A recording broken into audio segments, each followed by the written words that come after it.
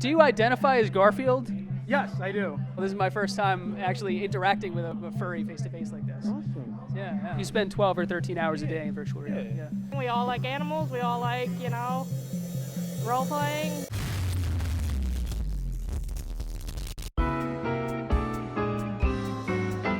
I was in Providence, Rhode Island, meeting James Cran, a furry who spends much of his time in virtual reality as an anthropomorphic fox named Ryan Moonstar. James invited me into his home so I could get a deeper insight into what it means to be a furry. So I guess I didn't know what to expect. I kind of pictured you answering the door in a fursuit. No. Too much money, too expensive. Yeah, okay. What's the going rate for something like that? Okay, so going rate for a fursuit, the last time I checked, it was $5,000. $5,000? Yeah. And that's with the top jaw and the follow me eyes. So what if you had like a version that didn't have any of those features? Is that still in the thousands? There is a lot of people that make their own. Yeah. I have a friend of mine that made my tail for me. And it's like super big and fluffy. It's her first tail she's ever Do you made. have your tail here? It is in the closet somewhere, and I don't feel like digging it out. Okay, yeah, fair enough. It's currently behind your cameraman. Oh yeah, no problem.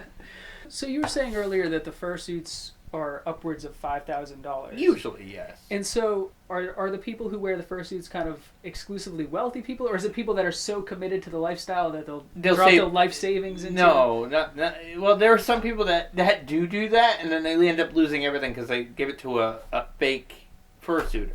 You ever see the band ICP? Yes. Okay, not Silent J, but I think it's Shaggy 2 Dope. No, Silent J, the big Oh, guy. Yeah. His daughter is a furry, and she got scammed for a fursuit, and he was ticked. And somebody that's a good representative of a fursuit maker ended up reaching out to him, and they gave her a free fursuit.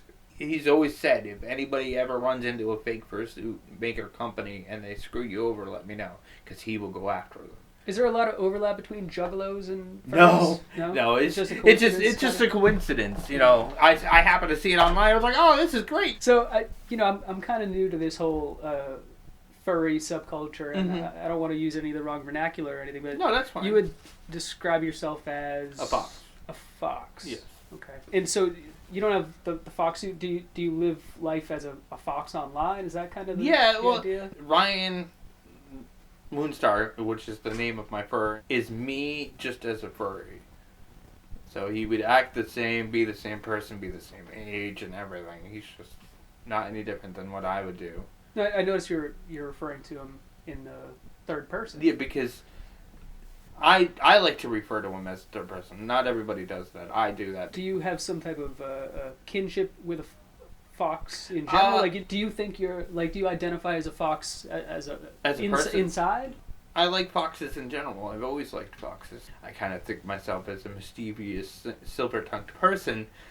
So whenever I say something to people, I technically almost get my way almost all the time. And I don't like that fact, but it just happens. Yeah, Furries have a bad rap for most people. Why is that? Because people come in and they always say, "Oh, you furries, they have sex in animal suits," and that's not true. That's not true of anybody? It is in the fandom. Mm-hmm. It is, but it's not in the fandom as much as people like to think. Looking at it from the outside, you kind of do get the we perspective that it is. We got the news media. We got the CSI episode. There are some good news media out there that actually do their research and talk to furries. Then there were just news media like, oh, look at these furries running around our hotel. Well, you said about the news media talking about furries in the hotel, but I recall seeing an instance a few years ago where a hotel was asked to have like animal food dishes out for the furries to eat out of, and people were getting walked on leashes. Yeah, and things like that. That would be Rainforest that you're talking about, I believe. Perhaps. The Rainforest was probably the worst furry convention. But that has nothing to do with any of the other fur cons. You wouldn't eat out of a dog bowl I would not. Or get walked on a leash or anything? No. That's a little too far for me. I could never see myself being walked on a dog. Would you say that members of your group No. They seem like they're more ordinary. They wouldn't be involved in They things wouldn't like involved in things like that. I mean, there are people called handlers, and what the handlers do is when you wear a fursuit, you have this like line of sight. Think of it as like you put a bucket on your head and you cut 2 eye holes. Like I can see my hands right here, but if I put them further back, I can't see. Think of a fursuit as like a big blind spot. So the handlers will say, "Oh, watch out for this step," or "Oh, hey, watch out for that." But they will not be on leashes. No. So what was the allure for you about the furry lifestyle? The fact that you can be whatever you want. Yeah. In Second Life, you can be whatever you want. Doesn't matter what you want to be: an alien, horse, tall, legged man, whatever. And furries are the same thing. You could be a dolphin, a shark. You can be anything you want.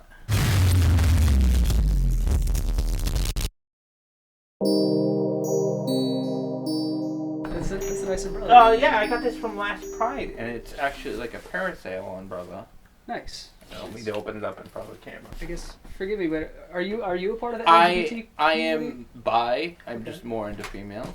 Sure. That's why I have the girlfriend who's in the next room Yeah, you sleeping. you mentioned that your girlfriend as well as your roommate are both furries as well. Yes, Ada has multiple personalities, or she has all her multiple personalities have all different kinds of furry avatars inside of Second Life. That's how we met. And as for your roommate, Zachary. yeah. So Zachary's a furry as well. And Yes. that's how you guys. Yeah, he is a kitsune. If you know what a kitsune is, it's a fox with multiple tails. Kind of like you've seen Sonic Tails. Tails. Yeah. Yeah, Tails is a kitsune because he has more than one tail. Now, is there anything in particular you'd like the world to know about the furry community? That we're not all sexual deviants. Okay. Fair enough. We're just normal, regular people that like to dress up as furries and hang out. Now, on the sexual side of things, I mean, so your girlfriend's a furry, you're a furry, Yes. but that never comes into play. Nope, in the never, bedroom. ever. No. No. Is that a intentional, like you No, chosen it's not not to cross that line? Or? No, it's just not a thing Yeah, okay. for me or her. James seemed uncomfortable talking about his sex life, so I decided to change the subject. The 100th Fur Bowl is coming up. Yes. Yeah.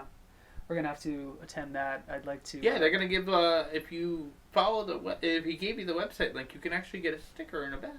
A sticker? Yeah, a sticker Wow. and a badge. Yeah. Oops, I'm sorry. No, it's- I'm making a mess. But Are I'm you trying trying to be one of your stickers or something? No, I have a badge. So this one was made by somebody that's in the group. Ryan Moonstar. Yeah, that's you? That's my fur. Yeah. This is what you look like in a digital world? in the fursuit. Yeah, this is what my fursuit would look like. Now, not to keep going on this aspect, but about the sexual thing. Now, you were saying that it's not really involved in your sex life in any way. No, but not in I'm any looking way. at your shirt, and it's a yeah. sexual cat woman of some sort. Or It I think it's says- a cat. It might be. Yeah, it's a Nico. Okay. It says it's Nico or hell no. It's just a shirt that I got from the thing, and I thought it was hey, it's a furry thing. Let me wear it. Okay, You know what I mean? Yeah, fair enough. I just picked it up at the mall about 2 months ago. But you don't think there's anybody who, in the furry community, who looks at this and they're Well, attracted? my girlfriend has a Nico avatar in Second Life, so that's what the point of the shirt was. Oh, is okay. I bought it before she came here, and I wore it when I met her. She's like, "That's funny. I like that." Oh, that's very nice. So yeah. I'm committed to her. Oh, so cool, yeah. this, That's a you know what I mean? beautiful This thing, kind yeah. of deters all the girls from being. Hey, is he single? Yeah. Nope. Oh, of course. Yeah. You can't believe how much attention I get because of this shirt. Hey, nice shirt. Oh. Really? Yes. I don't really have any furry merch because I don't have the money to pay for them. Of course, I have Pokemon and ponies and Harry Potter and Battlestar Galactica. Besides that, I don't really have anything else. Looking at the furry subculture from the outside, there is something a little Japanese about it. Like, Yeah. There's a lot of Japanese stuff involved. Did it originate in Japan or anything? Do you have to know, or? No, actually, it originated in America. The group's leader, Sierra Skydragon, one of the eldest among the Rhode Island furs, told me a little bit about the history of furry fandom. According to him, it originated sometime in the early 80s, with small gatherings of enthusiasts taking place at larger sci-fi and comic book conventions. At these parties, people would meet to show their own art and comics, as well as discussing early entries into the emerging genre, like the seminal albedo. By 1989, the first furry-centric convention, Conference Zero, see what they did there, was held in California, while further research suggests that the origins of the subculture might go back as much as a century prior. Yeah, it's very, very interesting. But you guys are doing great so far. Well, thanks. Yeah, I mean, I hope it comes out good. Yeah. I'm excited for the Fur Bowl. Oh yeah, no, me too. James did his best to help me understand the subculture's taboos and social mores, but I knew I needed to see the world of the furries up close, and I was eager to see if they were any good at bowling.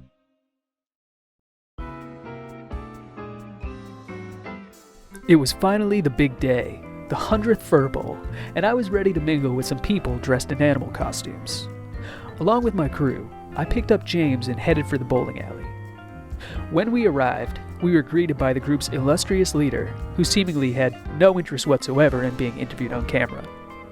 He guided us towards a furry who was, shall we say, a little more outgoing, so she could help us make introductions.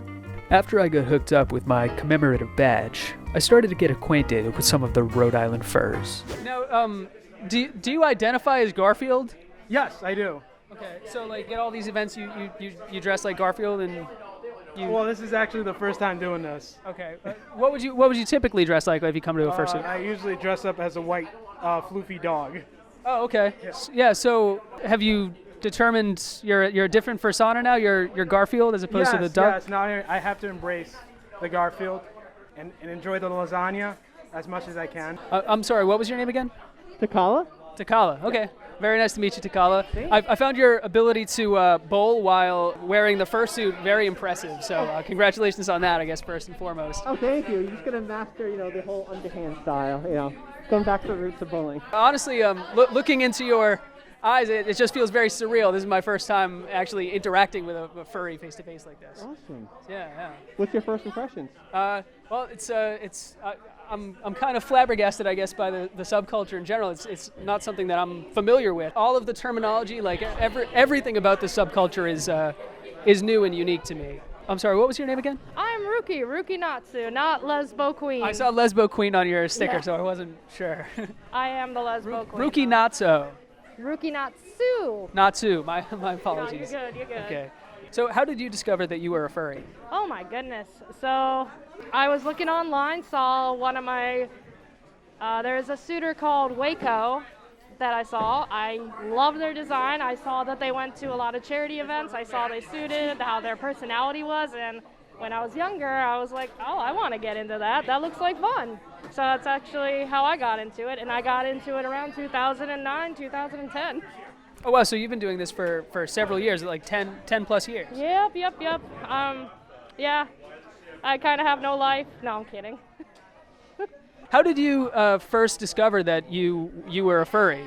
I always liked wolves, so I started exploring wolves, and as I started exploring wolves, I started exploring like anthropomorphic characters, like Balto. I was always drawn to some of the Disney movies, like Beauty and the Beast. And as I started exploring that culture, I started finding similar people who also liked this, and started drawing these characters. I dove deeper into it, and I found out some of these people actually made these costumes and dressed like them. So I just was totally immersed in this culture. I actually went to my very first furry event, which was the Rhode Island Fur Bowl, right in this exact room, about 6 years ago. And since then, I was hooked. I found everyone very, very friendly and welcoming, and just really embraced the character that I created for myself. And what brings you here today? So I'm kind of new to everything, so like I really don't know too much. My friends are like really the reason why I'm here, because I'm really close with them and they got me really into this stuff, so now that's why I'm here. James, would you mind showing the camera your tail? Because we didn't get this is the tail that was hiding in the closet. So how did you like the bowling? It's so fun. Far? I had a fun time. I haven't bowled since before the pandemic, and and even then I did it so infrequently. I'm not very good. The last to be time honest. I bowled, I was like 13. Oh yeah, so quite a while ago. I was speaking with James. He has the tail, but he doesn't have the full fursuit, and he was explaining that these suits cost thousands and thousands of dollars. Is that correct? That's correct. Yeah, this one was about $3,500. Do you feel like a specific animal, like on the inside? Not really, no. Yeah, it's actually called a Rexoium. It's an interesting species. I did originally have a calico cat, but I honestly just wanted an excuse to use this one, so I switched over to the Rexoium. But do you have any interest in like getting one of the suits and so forth? I don't know. At this point, not really. Do you know how much they cost? A lot. Yeah. They're like thousands and thousands of dollars. Yeah, I've seen it. Yeah, so like I don't really have the money for that right now. Sure. I'm a college student. I don't have much money. But my friend made this tail for me for my birthday last week. So do you mind showing the tail to the camera? Yeah. So it has like a lot of like naturey things. I'm very like into nature and stuff. So she made this for me. I didn't have to pay for it, but I know if I had bought it from somebody, it would have been a lot of money. Probably like hundreds of dollars, yeah. right? I actually got this from That's Furred Up. Okay, is that like a company that? Fursuit company, yes. They all seem very, very committed to this lifestyle. I mean, to sink, $4,000 and $5,000 into these suits. I know. It's definitely a lot, but I know if I ever did want to get that, I mean, as I said, I don't really know if I want to do it at this point. Maybe like adding maybe ears or like paws or something, yes. But my friends are all really talented artists, and they make all their stuff, so I know if I ever did, I could go to them. If you do get a fursuit, yeah. What animal do you think you would be? So the persona that I have right now, I bought her off of like an artist. So she is like a deer and bunny, so it would be that if I ended up doing it. Like a jackalope? Yes. Okay, fair enough. Yeah. Like the bunny, but with the deer antlers. Yeah. Okay. Do you have any interest in getting a fursuit yourself someday? Actually, yeah, I haven't touched it since March, but I've attempted to make my own fursuit head, and probably next year I'll be commissioning somebody to make the Rexoium. I mean, you probably sunk a lot of time into that, right? I've sunk quite a bit of time when I was working on it. I should probably get back to it because I have all the stuff. It's just a matter of finding the motivation to actually do it. So you have the fursuit, the dog suit as well. Is that correct? Yes, I do. Now, my understanding, these are very expensive to get something like this. So you must be really committed to this lifestyle, no? Yeah, it's a fun hobby. It's something that a lot of us have to save up for naturally. Contrary to much belief, a very minority of the furry community has the full fursuit because it is so expensive. So a lot of us will just start with partial, you might see some folks around here with tails, some paws, and heads, and then you work your way up to a full fursuit. Usually suits will go around, let's see, just a head would be $800. And it would go from there all the way to $4,000, could be $5,000, depending on how complex your design is. That seems like an awful lot of money to sink into this. So I mean, I feel like it must be really important to you then. It's important to a lot of people. Everybody has been going through their own things, and this is like a fandom where everybody wants to make sure everybody's okay. So I'd say this fandom helps out with mental health, a big portion of it, and that's why everybody kind of comes together. Ruki Natsu, definitely not Natsu, went on to tell me that many members of the group had experienced traumatic upbringings, and that this was a place that they could all come together and feel as though they belonged. It reminded me in a way of the solace provided by the hardcore scene during my own youth, and was something I saw echoed in other subcultures that I had explored. And nowhere else did this make more sense than with the furries. WebMD has noted that members of the furry fandom are 5 times as likely to be LGBTQ, while Duquesne University said that upwards of 10% of furries are on the autistic spectrum. That's nearly 20 times the national average. Sierra Skydragon told me that these demographics were commonplace in his group as well. He even said that some trans members started wearing the fursuit in the beginning of their transition, only to shed it like a chrysalis once their gender identity is affirmed.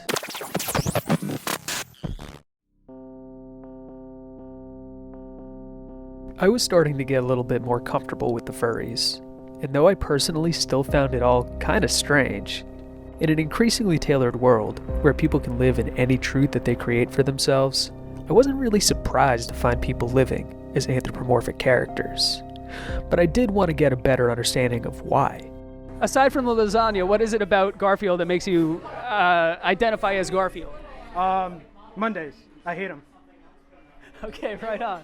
Do you, in your daily life, do do you identify, like inside, do you identify as a fox or? I do. The culture is usually divided to two people. It's whether some furries that create this art and they think it's really cool. You know, this is how they express themselves. And there's another subculture of the furry community called Therians. And Therians feel like, for instance, the fox is my spirit animal.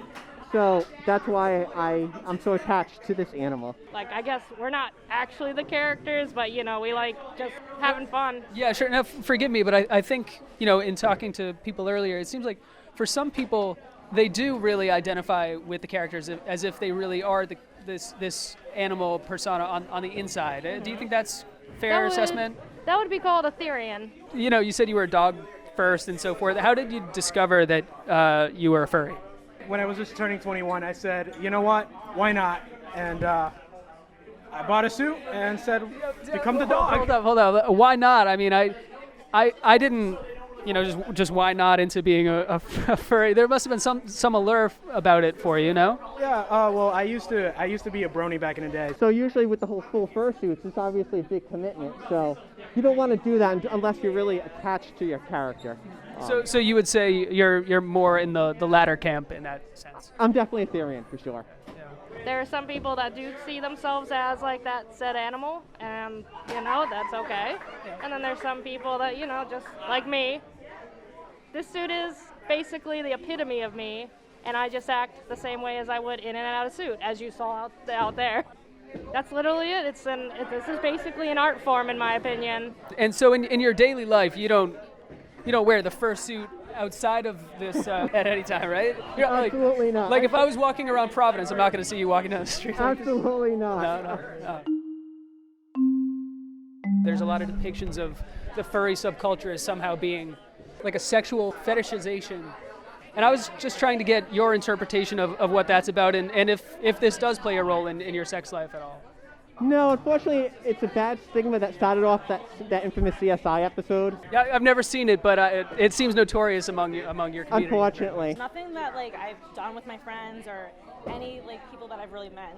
I've never even seen any of that. Have you ever seen anything like that? Personally, I do, but with that topic in general, that's a tough topic to talk about. I know my friends have like talked about it because like coming into it, I asked like all those questions because I was like what is this? Because I was like that too. Like I didn't know what it was before I became really close with them. But yeah, I've never seen anything like that at all. I don't. Yeah, that's a tough topic to talk about. well, you were saying personally you do. I don't. No. No, but you've witnessed it. You're saying. Yes, I witnessed it. Yes. Honestly, if you look at any other fandom as well, they're bound to have one of those types of groups. It's just with the furry fandom, it's just been so blown up that that's what everybody focuses on when they think of furries. I see. So that's what a lot of us, we try desperately to do, is break our way away from that stigma. So if you ever do have the opportunity to attend a furry con, there's always a theme every year. And what we do is we pick a charity, and we actually go around, a lot of us will go around bucketing for money. And we've contributed hundreds of thousands of dollars towards all different charities for animals and pets. And it's a wonderful cause, so that's why we try to show the public all the good that we do through these charitable events. Contrary to what I witnessed here, further research indicated that there was indeed a sexual aspect to the furry subculture. In fact, furry was Pornhub's most common search term for the state of Mississippi in 2021. And this makes sense to me as some of the earliest works in the genre, like the 1970s era Omaha, a comic about an exotic dancer who happened to be a cat person, depicted sexual and explicit content. A comic book store in Chicago was even fined just for selling copies, as it was deemed obscene. I saw next to zero of the sexual side of the furry lifestyle in the Rhode Island Fur Group, but we were also at a bowling alley. I wonder to a degree if people might just be bashful about discussing their kinks on camera. Far be it for me to judge either way. Now, James, the last time that you and I discussed furrydom and everything like that, you mentioned that you do a lot of VR streaming, is that correct? Yes, I do the VR chat, just like that gentleman that was here before me. I played a game called VR Chat, and I met a few cool people on there, and one thing led to another. I started meeting even more people that were more in the furry fandom, and started hanging out with them more until I realized one day that like mainly people that I hang out with are furries, and that's when I discovered that I was one too. Now, roughly, how much time would you say you spend in a given day in virtual reality? Oh my God, in VR, we're talking like 12, 13 hours if I can push it. You spend 12 or 13 hours a day in virtual reality. Yeah. I have a friend of mine that if you hit him with something in VR, he reacts to it, says, ow! In his head, he can feel it. If I walked up to you and pinched you in real life, you would feel it. But he has that in virtual reality. Like he has a technology that allows for that? No. It's just in your head. It's like if you put a nail through your hand and you know the pain of that. So like, if you did it in VR, you'd be like, ah! Do you experience that as well? No, well, sometimes, not all the time. Like I can feel sometimes people patting me on the head or ruffling up my ears. I can feel it sometimes, not all the time. Just depends on the day. Do you do a lot of like online virtual reality stuff? That seems to be the case with a lot of people here, where they'll live in a digital realm as their fursona, if you will. I'm more of an extrovert, so I prefer face-to-face interaction. So last year was very difficult because there was no cons or conventions going on. Having things like the Rhode Island Bulls every month. We have meetups where we'll meet at a coffee shop and we'll draw art together. I was a part of an event at the zoo last week where they welcomed us in. We're meeting kids and families. So for me, the more interaction, the better. I just love making people smile and laugh. So I'll be doing this at Rhode Island Comic Con next weekend as well. Now, I guess, forgive me, James, but you know, I think you're a great guy, and I see that you're spending upwards of 12 and 13 hours a day in virtual reality, and I guess my concern would be, like, I don't want you to... I can differentiate between the two. Right, but that's what you like. Do you ever worry that you're like... that you might end up neglecting real life? No, and the fruits of real life for the virtual realm? I always take care of everything, shower, food, cat, everything before I even step into VR. I even check up on the girlfriend and say, hey, I'm going to be in VR, do you need anything? And she's always like, no, or yeah, make me a sandwich, you know. I always make sure before I get in VR for long periods of time, everything is taken care of before I even get in. Do you ever worry that there might be something on the outside that you're missing, though? Not all the time. There is sometimes I worry, but other than that, I mean, I don't. I've gone out, looked for work, can't find any. I've tried streaming, and I just do what I do. The amount of time that James spends in virtual reality was certainly disconcerting to me, but although it was jarring, with the advent of the metaverse and other immersive technologies, I couldn't help but wonder if he was just a few years ahead of the curve. After all, the very niche nature of furry fandom saw them take to the internet as early as 1990 to help find their peers. The metaverse, in a sense, seemed a contemporary extension of that. Well, I mean, yeah, it seems like at the very least you do have a lot of furry friends in virtual reality and so forth. I have a lot. Too many.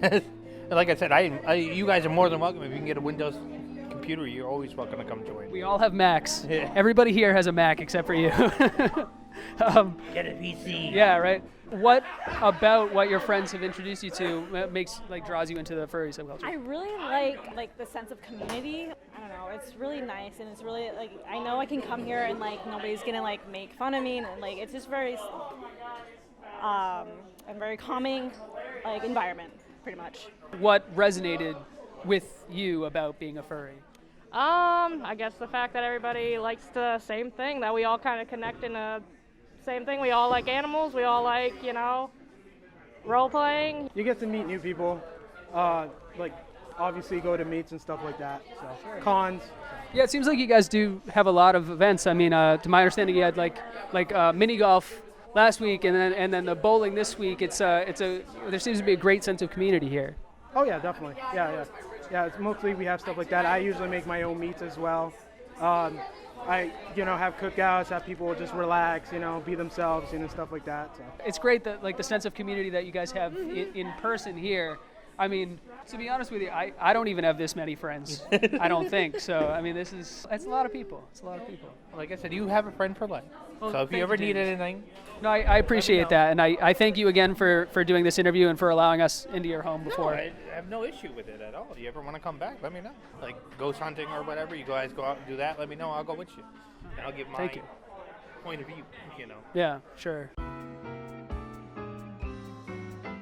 The 100th Fur Bowl was almost over, and all in all, my experience with furries did little to aid in my understanding of the subculture's allure. I felt as though I had only really scratched the surface. On some level, I could see the appeal of an essentially judgment-free, welcoming environment, especially for those who might otherwise be considered outcasts. But despite these positive aspects, it seemed like, for some, the fursuit was a place to hide, a way to escape.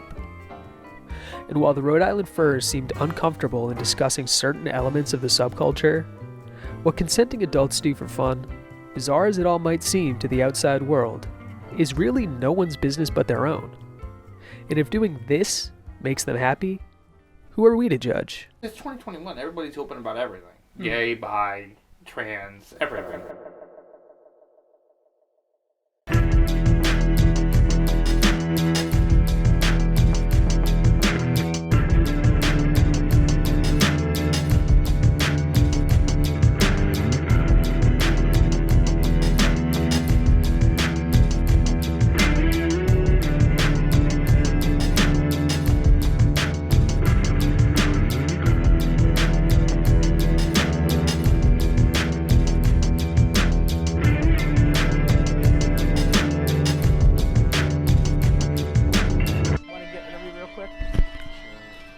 Never mind, it's okay. He doesn't. No, look how excited he was. No, forget it. No, forget it. I don't want him interviewed now. He's an asshole.